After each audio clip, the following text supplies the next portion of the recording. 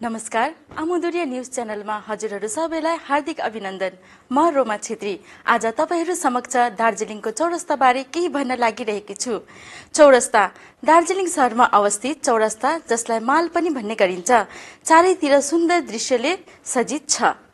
चारवटा बाटो मिलेको ठाउँलाई नै विशेषतः चौरस्ता भन्ने गरिन्छ। दार्जिलिङमा भिक्टोरिया युगमा हिल रिसोर्ट मानिएको यो चौरस्ता एउटा ऐतिहासिक सार्वजनिक स्थल हो।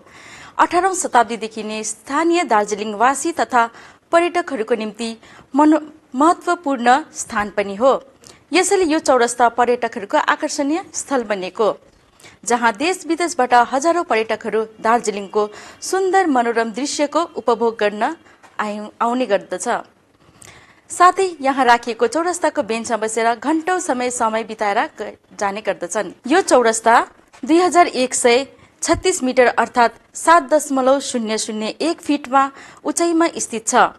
मौसम सफा रहेको समयमा यही चौरस्ताको काखबाट संसारको तेस्रो सबैभन्दा अग्लो पर्वत श्रृंखला कञ्चनजङ्घा र हिमाल पर्वतमालाको 12वटा अन्य पर्वत श्रृंखला देख्न पाइन्छ। दार्जिलिङको चिसो जलवायु लन्डनको जलवायुसित मिल्दोजुल्दो रहेको थियो। यसैले पनि ब्रिटिश अधिकारीहरूले आफ्ना अधिकारीहरूका निम्ति दार्जिलिङमा हिल स्टेशनको स्थापना गरेका हुन्। चौरस्तामा पुरानो दोकानहरू छन्। यहाँको सबैभन्दा पुरानो पसल अक्सफोर्ड बुक एन्ड स्टेशनरीको दोकान छ। यहाँ प्रशासनले कुनै वाहन आउन दिँदैनन्। चौरस्तामा घोडा कुदाउने अनुमति छ र पर्यटकहरूका साथै स्थानीय बासिन्दाहरूले पनि घोडामा चढी माल रोडमा परिक्रमा गरेर आनन्द उपभोग गर्ने गर्दछन्। चौरस्ताको उत्तरतिर आदिकवि भानुभक्त आचार्यको शालिग राखिएको छ।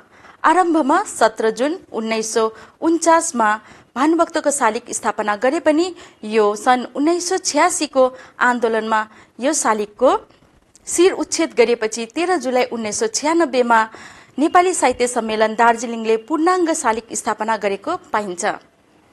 भन्नु भने यही चौरस्तामा थुप्रै फिल्महरूको सुटिङ पनि गरिएको हो, जस्तै 1949 बरसात, 1961 जब प्यार किसी से होता है, 1962 सत्यजित रायको Kanchenjunga, 1962 professor, China Town, Hariyali Aur रास्ता, 1966 आए दिन बाहर के, 1967 हमराज, 1968 बाहरों की मंजिल, 1969 आराधना, 1976 दो अनजाने, 1982 बरसात की एक रात, 1992 राजू बन गए gentleman, 2002 mister and Mrs Iyer, 2005 Parineeta अनि 2012 बर्फी। सबै वर्गका मानिस तथा पर्यटकहरूको निम्ति समय बिताउने सुन्दर थलो हो दार्जिलिङ। आउनुहोस् न यसो पूजाको छुट्टीमा आफ्ना प्रियलाई लिएर यही दार्जिलिङ घुम्नलाई। धन्यवाद। नमस्कार आमुदुरिया নিউজ চ্যানেল শিলিগুড়ি পক্ষ থেকে আপনাদের সবাইকে হার্দিক অভিনন্দন। আমি রোমা ছেত্রী। আজ দার্জিলিংয়ের চৌরাস্তা বিষয়ে বলছি। চৌরাস্তা দার্জিলিং শহরে অবস্থিত চৌরাস্তা মাল নামেও পরিচিত। এই চৌরাস্তা চারদিকে নৈসর্গিক দৃশ্যে সুসজ্জিত। যে স্থানে চার রাস্তা মিলিত হয় তাকে চৌরাস্তা বলা হয়। 18 শতকের পরে এটি স্থানীয় দার্জিলিং বাসিন্দা এবং পর্যটকদের জন্য একটি বিনোদনের জায়গা হয়ে উঠেছে। তাই এই চৌরাস্তা পর্যটকদের জন্য একটি আকর্ষণীয় স্থান, যেখানে দেশ বিদেশের হাজার হাজার পর্যটক ঘন্টার পর ঘন্টা রাস্তার মোড়ে বসানো বেঞ্চে বসে দার্জিলিংয়ের সুন্দর মনোরম দৃশ্য উপভোগ করেন।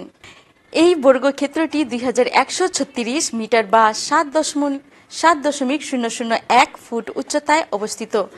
আবহাওয়া পরিষ্কার হলে আপনি এই চৌরাস্তা থেকে বিশ্বের তৃতীয় সর্বোচ্চ পর্বত কাঞ্চনজঙ্ঘার হিমালয়ের অন্য 12টি পর্বতশ্রেণী দেখতে পাবেন। দার্জিলিংয়ের ঠান্ডা আবহাওয়া লন্ডনের মতোই, তাই ব্রিটিশ কর্মকর্তাদের পক্ষে ব্রিটিশরা দার্জিলিংয়ের একটি হিল স্টেশনে স্থাপনা করে। চৌরাস্তায় পুরানো দোকান রয়েছে। এখানকার প্রাচীনতম দোকানটি হল অক্সফোর্ড বই এবং স্টেশনারি দোকান। প্রশাসন এখানে কোনো যানবাহন আসতে দেয় না। চৌরাস্তায় ঘোড়ায় চড়ার অনুমতি দেওয়া হয় এবং পর্যটকদের পাশাপাশি স্থানীয় ঘোড়ায় চড়ে মল রোডের চারপাশে উপভোগ করেন। চৌরাস্তার উত্তর দিকে আদিকবি ভানুভক্ত আচার্যর বিশাল মূর্তি স্থাপনা করা হয়েছে। প্রাথমিকভাবে ভানুভক্তের মূর্তি 17 জুন 1949 সালে প্রতিষ্ঠিত হয়েছিল, কিন্তু ছিয়াশি সালের আন্দোলনের এই মূর্তির মাথা উচ্ছেদ করা হয়েছে সালে। তারপর দার্জিলিংয়ে নেপালি সাহিত্য সম্মেলন 13 জুলাই 1996 সালে একটি পূর্ণাঙ্গ মূর্তি প্রতিষ্ঠা করে। এর সাথে বলা যায় অনেক হিন্দি মুভিরও এখানে শুটিং হয়েছে, যার মধ্যে রয়েছে